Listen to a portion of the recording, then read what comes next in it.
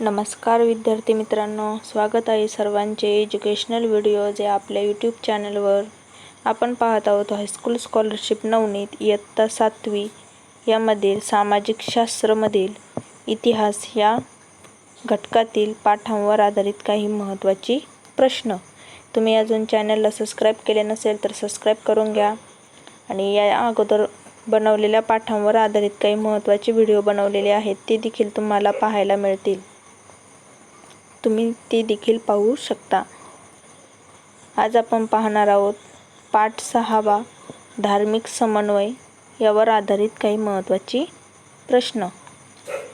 Video आवडल्यास like नक्की करा आणि शेअर करायला देखील विसरू नका. चला तर मग सुरू करूया. आजचा आपला पहिला प्रश्न.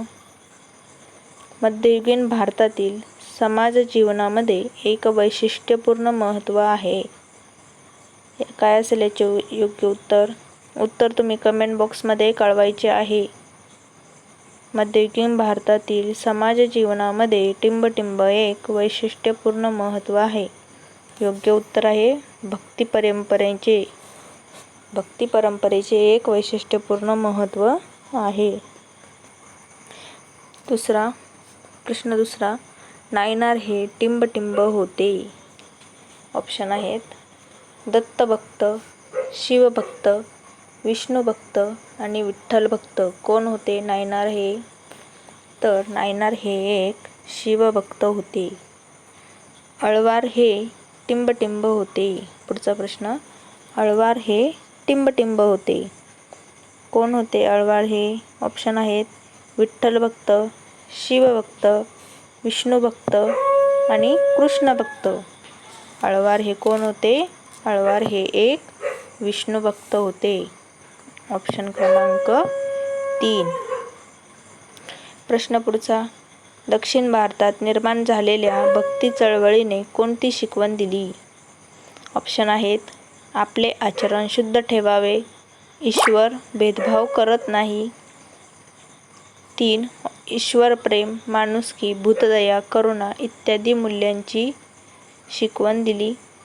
आणि 4. प्राणीमात्रांवर प्रेम करावे. काय असेल याचे योग्य उत्तर?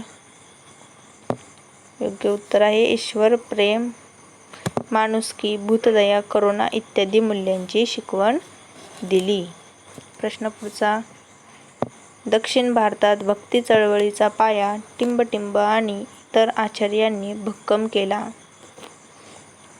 ऑप्शन आहेत संत रामानंद, संत कबीर, चैतन्य महाप्रभू आणि रामानुज. कोणी भक्कम केला? दक्षिण भारतात भक्ती चळवळीचा पाया रामानुज आणि इतर आचार्यांनी भक्कम केला. ऑप्शन क्रमांक 4. प्रश्न पुढचा.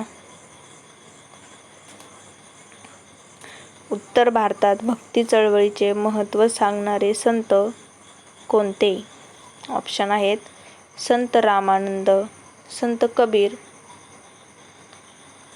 श्री बसवेश्वर, गुरु नानक आणि पुरंदरदास. कोण आहेत उत्तर भारतात भक्ती चळवळीचे महत्त्व सांगणारे संत कोण आहेत? मग काय असेल याचे योग्य उत्तर? कमेंट बॉक्समध्ये सांगायचे आहे उत्तर. याचे योग्य उत्तर आहे ऑप्शन क्रमांक 1 संत रामानंद. प्रश्न पुढचा. संत रामानंद हे कबीरांचे कोण होते? ऑप्शन आहेत गुरु, शिष्य, भाऊ की नातेवाईक. संत रामानंद हे कबीरांचे कोण होते? तर संत रामानंद हे कबीरांचे गुरु होते. ऑप्शन क्रमांक 1. प्रश्न पुढचा. संत कबीरांनी कोणाला देव मानले? संत कबीरांनी कोणाला देव मानले? ऑप्शन आहेत माणसाला, सत्याला, मुलांना की सर्व प्राणीमात्रांना. कोणाला देव मानले? तर सत्याला देव मानले. संत कबीरांनी सत्याला देव मानले. प्रश्न पुढचा. बंगाल प्रांतात श्रीकृष्ण भक्तीचे महत्त्व सांगणारे संत कोणते? ऑप्शन आहेत शंकरदेव, नरसी मेहता, चैतन्य महाप्रभू आणि रामानुज. काय असेल याचे योग्य उत्तर? तर योग्य उत्तर आहे ऑप्शन क्रमांक 3, चैतन्य महाप्रभू. बंगाल प्रांतात श्रीकृष्ण भक्तीचे महत्त्व सांगणारे संत चैतन्य महाप्रभू. प्रश्न पुढचा. आसाममध्ये टिंबटिंब यांनी कृष्ण भक्तीचा प्रसार केला. आसाममध्ये कोणी कृष्ण भक्तीचा प्रसार केला? ऑप्शन आहेत संत नरसिंह मेहता, चैतन्य महाप्रभू, शंकरदेव आणि रामानुज. काय असेल याचे योग्य उत्तर? योग्य उत्तर आहे शंकरदेव. आसाममध्ये शंकरदेव यांनी कृष्ण भक्तीचा प्रसार केला. प्रश्न पुढचा. गुजराती भाषेचे आद्य कवी म्हणून कोणाला मानले जाते? गुजराती भाषेचे आद्य कवी म्हणून कोणाला मानले जाते? ऑप्शन आहेत चैतन्य महाप्रभू, शंकरदेव, संत मीराबाई आणि संत नरसिंह मेहता. काय असेल याचे योग्य उत्तर? गुजराती भाषेचे आद्य कवी कोणाला मानले जाते? तर गुजराती भाषेचे आद्य कवी संत नरसिंह मेहता यांना मानले जाते. प्रश्न पुढचा. संत मीराबाई या टिंबटिंब घराण्यातील होत्या. संत मीराबाई या टिंबटिंब राजघराण्यातील होत्या. तो ऑप्शन आहेत कनौजच्या, मगधच्या, मेवाडच्या आणि बडोजच्या. तर कोणत्या राजघराण्यातील होत्या संत मीराबाई? मेवाडच्या राजघराण्यातील होत्या. प्रश्न पुढचा. संत मीराबाईंनी टिंबटिंब भाषांमध्ये भक्ती रचना केल्या.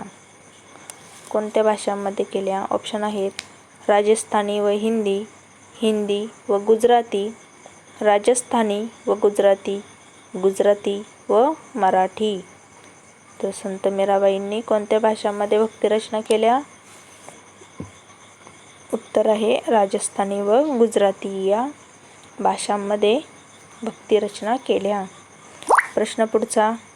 संत मीराबाईंची भक्तिगीते कोणती आहेत? संत मीराबाईंची भक्तिगीते किंवा कोणता संदेश देणारी आहेत? कोणता संदेश दिला जातो त्यातून? ऑप्शन आहेत देवभक्तीने परिपूर्ण आहेत, देवभक्तीची स्फूर्ती देणारी आहेत, सहिष्णुता व मानवतेचा संदेश देणारी आहेत की विरक्तीचा संदेश देणारी आहेत. काय असेल याचे योग्य उत्तर?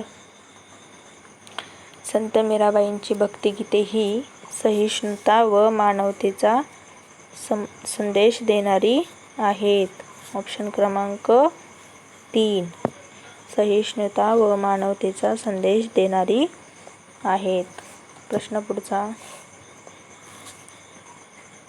हिंदी साहित्यातील महाकवी सूरदास यांनी टिंबटिंब हे काव्य लिहिले.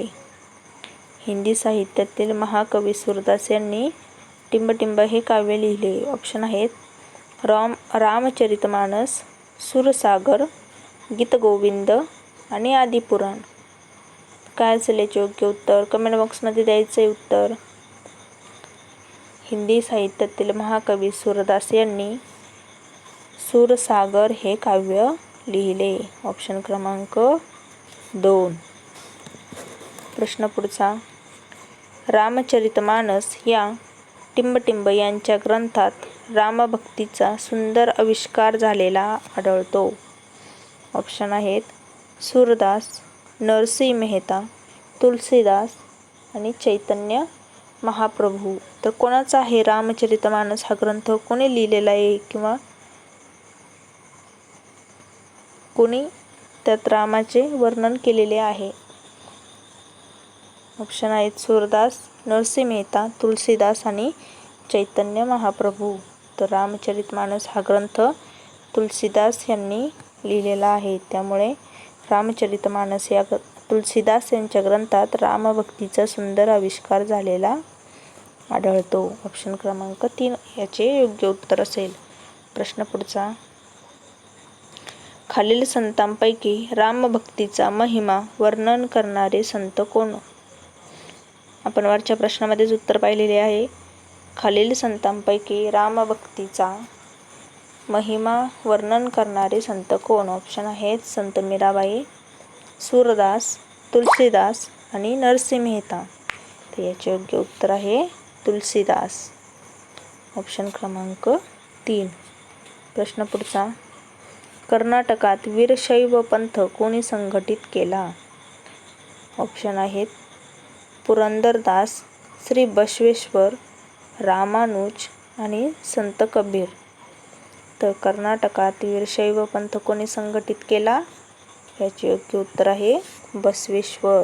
श्री बसवेश्वर यांनी कर्नाटकात वीरशैव पंथ संघटित केला. प्रश्न पुढचा. श्री बसवेश्वरांनी लोकांना कशाचे महत्त्व सांगितले? कशाचे महत्त्व सांगितले? ऑप्शन आहेत भक्तीचे, ज्ञानाचे, श्रमाच्या प्रतिष्ठेचे आणि मूर्तिपूजेचे. तर कशाचे महत्त्व सांगितले बसवेश्वरांनी लोकांना? ऑप्शन क्रमांक 3 श्रमाच्या प्रतिष्ठेचे महत्त्व सांगितले. प्रश्न पुढचा. पुरंदरदासांनी टिंबटिंब भाषेत अनेक कवने लिहिली. भक्ती कवने लिहिली. पुरंदरदासांनी कोणत्या भाषेत अनेक भक्ती कवने लिहिली? ऑप्शन आहेत गुजराती, बंगाली, कन्नड आणि मराठी. काय असेल याचे योग्य उत्तर? पुरंदरदासांनी कन्नड या भाषेत अनेक भक्ती कवने लिहिली. ऑप्शन क्रमांक 3. प्रश्न पुढचा. सर्व तीर्थक्षेत्रांना भेटी दिल्यावर टिंबटिंब यांच्या एक गोष्ट लक्षात आली की भक्तिभावना सगळीकडे सारखीच आहे. कोणी दिली? सगळ्या तीर्थक्षेत्रांना भेटी कोणी दिल्यात? ऑप्शन आहेत संत नामदेव, श्री बसवेश्वर, गुरु नानक आणि शेख निजामुद्दीन औलिया. तर सर्व तीर्थक्षेत्रांना भेटी देणारे संत कोण? तर याचे योग्य उत्तर आहे गुरु नानक हे सर्व तीर्थक्षेत्रांना भेटी देणारे संत आहेत. त्या सर्व तीर्थक्षेत्रांना भेटी दिल्यावर त्यांच्या काय लक्षात आले? तर भक्तिभावना ही सगळीकडे सारखीच आहे. प्रश्न पुढचा. विविध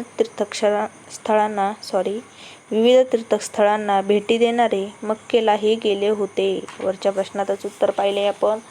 विविध तीर्थस्थळांना भेटी देणारे कोणते संत आहेत? तर गुरु नानक हे संत आहेत. ऑप्शन आहेत संत कबीर, गुरु नानक, गुरु गोविंद सिंग आणि श्री बसवेश्वर. तर विविध तीर्थस्थळांना भेटी देणारे गुरु नानक हे मक्केलाही गेले होते. प्रश्न पुढचा. गुरु नानकांच्या अनुयायांना शिष्य म्हणजेच टिंबटिंब म्हणतात. ऑप्शन आहेत भक्त, बंदा, अवलिया आणि शीख. गुरु नानकांच्या अनुयायांना शिष्य म्हणजेच शीख असे देखील म्हणतात. ऑप्शन क्रमांक 4. प्रश्न पुढचा. ग्रंथ साहिब या शीखांच्या पवित्र ग्रंथामध्ये खालीलपैकी कोणाच्या रचनांचा समावेश नाही? ऑप्शन आहेत संत नामदेव, तुलसीदास, चैतन्य महाप्रभू आणि संत कबीर. ग्रंथ साहिब या शीखांच्या पवित्र ग्रंथांमध्ये खालीलपैकी कोणत्या रचनांचा समावेश नाही असे विचारले? तर याचे योग्य उत्तर असेल तुलसीदास. कारण संत नामदेव, चैतन्य महाप्रभू व संत कबीर या संतांचे ग्रंथ साहिब या ग्रंथामध्ये त्यांच्या काव्यांच्या रचनांचा समावेश केलेला आहे. प्रश्न पुढचा. गुरु गोविंद सिंग हे शीखांचे कितवे गुरु होते? गुरु नानक नंतर शीखांचे 9 गुरु झाले आणि गुरु गोविंद सिंग हे शीखांचे कितवे गुरु असतील मग? 10वे गुरु होते. ऑप्शन क्रमांक 4. ऑप्शन आहेत पहिले, 5वे, 9वे की 10वे. तर याचे योग्य उत्तर असेल 10वे. प्रश्न पुढचा. सर्व शीख टिंबटिंब या धर्मग्रंथालाच गुरु मानून त्याचे पठण करतात किंवा त्यांचा पवित्र ग्रंथ कोणता?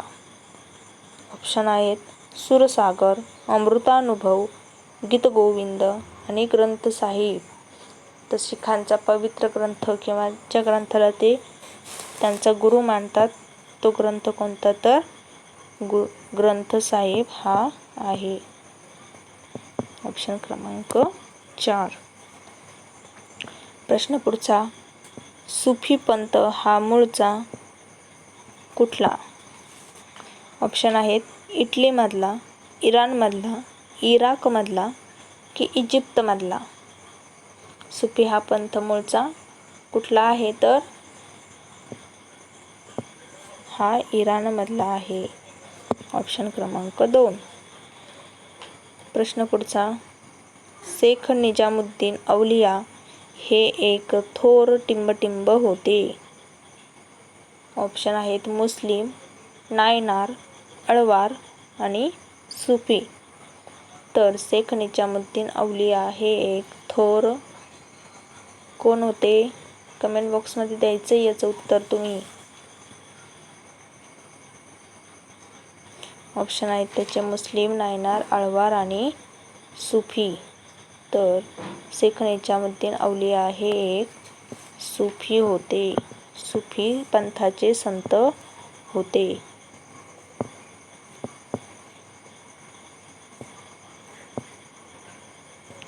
योग्य उत्तर असेल सुफी. ऑप्शन क्रमांक 4. प्रश्न पुढचा, भारतात आलेल्या सुफी संतांपैकी टिंबटिंब हे एक विख्यात तत्त्वज्ञ होते. वरच्या प्रश्नामध्येच उत्तर पाहिले आपण. सुफी संतांपैकी एक विख्यात तत्त्वज्ञ असे विचारले. विख्यात तत्त्वज्ञ कोण होते? ऑप्शन आहेत शेख निजामुद्दीन औलिया, शेख मोहम्मद, ख्वाजा मोइनुद्दीन चिश्ती आणि संत कबीर. तर काय असेल याचे योग्य उत्तर? सुफी पंथाचे थोर विख्यात तत्त्वज्ञ कोण होते? तर याचे योग्य उत्तर असेल ख्वाजा मोइनुद्दीन चिश्ती. भारतात आलेल्या सुफी संतांपैकी ख्वाजा मोइनुद्दीन चिश्ती हे एक विख्यात तत्त्वज्ञ होते. प्रश्न पुढचा, प्रेम व भक्ती या मार्गांनीच माणसाला परमेश्वरापर्यंत पोहोचता येते अशी टिंबटिंब श्रद्धा होती. ऑप्शन आहेत संत कबीरांची, नायनारांची, सुफी साधूंची की अळवारांची. तर काय असेल याचे योग्य उत्तर? याचे योग्य उत्तर आहे सुफी साधूंची.